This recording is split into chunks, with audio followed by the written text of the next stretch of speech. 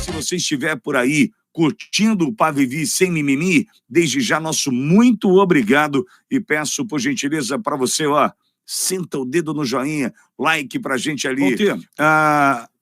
Tem uma notícia da Gazeta do Povo de hoje, está falando que o Tarcísio está anunciando, o governo de São Paulo, anunciando um pacote de 330 milhões para a prevenção de enchentes em São Paulo.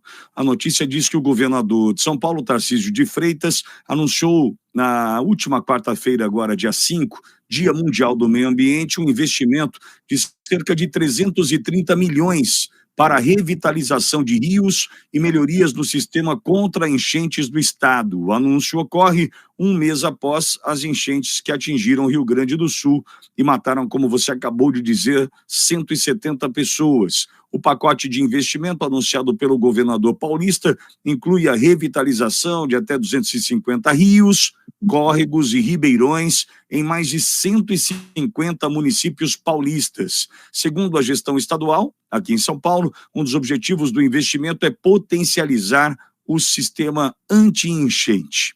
Walter, eu trouxe essa pauta, claro, para provocar essa discussão contigo. É certo que o momento é de reconstrução, o momento é de olhar para aqueles que perderam tudo, cidades devastadas, né? Enfim, é este momento. Só que amanhã pode começar a chover de novo. A gente sabe, não estou desejando, é claro, mas nós temos dias pela frente e a incerteza do que vem por aí, em especial com relação ao tempo. Posso imaginar agora que, diante de qualquer nuvem mais carregada, o teu povo aí já tenha medo, paura, sofrimento, angústia, ansiedade, porque o que será? Já tem um plano, o Estado já anunciou alguma coisa nesse sentido? Porque, muito provavelmente, não ter olhado para os rios, para as calhas dos rios, assoreados muito provavelmente até em função do tempo, não ter olhado para isso pode ter sido um fator determinante para o tamanho desse estrago. Já tem algum plano por aí, Walter? Eu vejo isso com muita preocupação, porque, na verdade, o discurso que está se fazendo hoje é um discurso aquele do terror ambiental, né? E esse discurso do terror ambiental, para não querer negar certas coisas que estão acontecendo no mundo e para tentar fugir dessa polêmica, ele, de certa forma, também fez com que não se permitisse, ao longo desses últimos 30 anos, a dragagem do Guaíba. E o Guaíba precisa ser dragado. Eu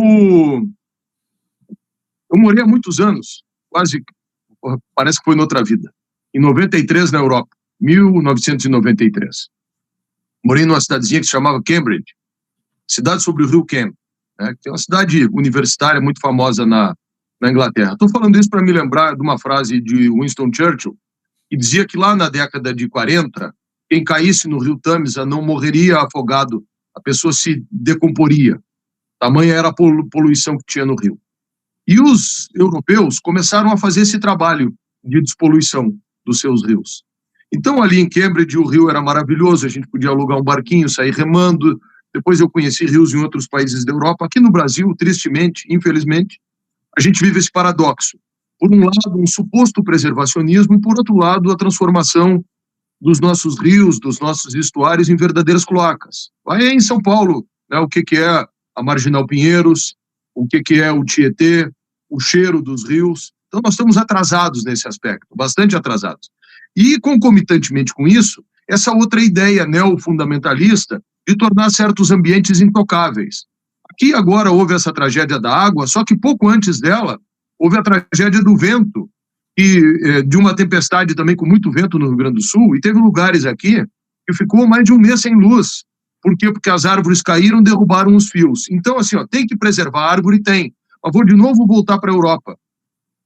Na Europa, os caras podam as árvores. E a poda é uma ciência, né? Então, tu tem que podar a árvore. Aqui, o fundamentalismo ambiental diz o seguinte: não, a árvore até vi um ambientalista, uma vez, se referir a uma árvore como um indivíduo arbóreo. Indivíduo arbóreo. Eu li um laudo de um técnico da Secretaria Municipal do Meio Ambiente que chamava árvore de indivíduo arbóreo.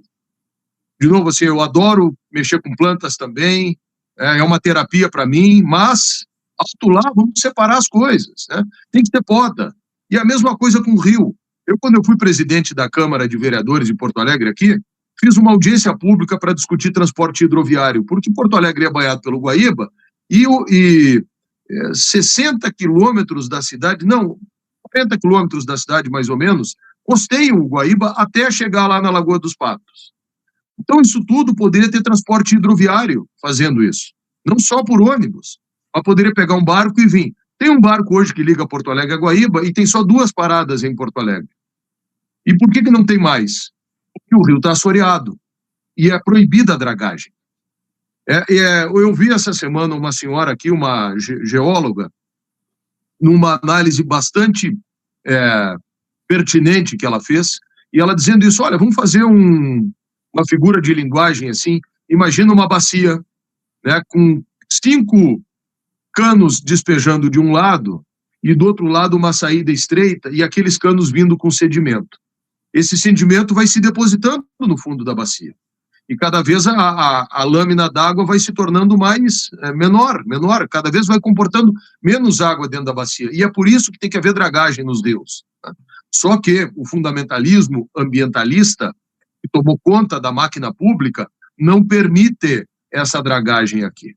Então, isso que aconteceu em São Paulo e esse anúncio mostra mais uma vez que o governador Tarcísio, para mim, é o sonho de consumo de qualquer cara que quer ver um país desenvolvido. Isso que está aí tremulando atrás de ti. Ordem e progresso. Né? É um cara fora da curva. É aquele cara que tu enxerga e diz assim, poxa, com esse cara, esse Brasil ia ser diferente. Porque ele está vendo. E a primeira coisa, ou uma das primeiras que ele referiu é isso. Os rios têm que ser dragados, porque ele é engenheiro, eu acho, Tarcísio, né? Sim, engenheiro. Eu sou advogado, não sou engenheiro, mas eu fui secretário de urbanismo de Porto Alegre, eu tenho uma especialização em direito urbanístico e acho importante, eu sou um curioso nessas questões, né? A gente tem que estudar o urbanismo também, esses fenômenos todos. Esses ambientes antropizados, que a gente chama, né, que são impactados pela presença do homem, eles precisam sofrer as intervenções que a ciência permite.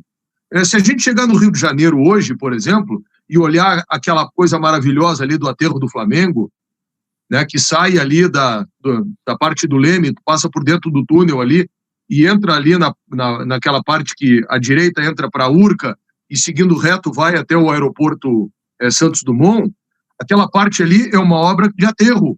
Sim. Aquele aterro foi feito por um gênio brasileiro que se chama Burle Marx. Aquele aterro hoje, com a legislação que nós temos no Brasil, aquilo se tornou impossível.